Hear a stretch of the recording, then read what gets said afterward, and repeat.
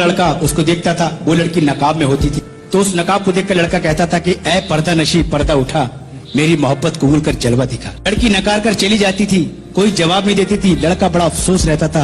हर रोज लड़की को देखता था, यही जुमला कैसा था कि ऐ पर्दा नशी पर्दा उठा, मेरी मोहब्बत कबूल कर जलवा दिखा। लड़की नकार कर चली जाती थी। तीसरे रोज फिर ऐ पर्दा नशी पर्दा उठा, मेरी मोहब्बत कबूल कर जलवा दिखा, अगर तूने जलवा नहीं दिखाया तो मैं खुदकुशी कर लूंगा। चौथे रोज जब लड़की गली से गुजरी, वो मन चला लड़का उसको नहीं दिखा। लड़की को बड़ा अफसोस हुआ, लोगों से पूछा कहाँ है, तो लोगों ने बताया बेटी उसने तो तुम्हारे गम में खुदकुशी कर ली। तो लड़की उसकी कब्र पर गई, जाकर कहने लगी ऐ मेरे गुमनाम आशिक, आई हूँ तेरी मजार पर, ऐ मेरे गुमनाम आशिक, आई हूँ तेरी मजार पर, ले रुख से नकाब हटा दिया, जी भर के मेरा दीदार कर। तो उस कब्र में से आवाज आई, या खुदा ये कैसा तेरा इंसाफ है, आज मैं पर्दे में हूँ और वो बेनकाब है।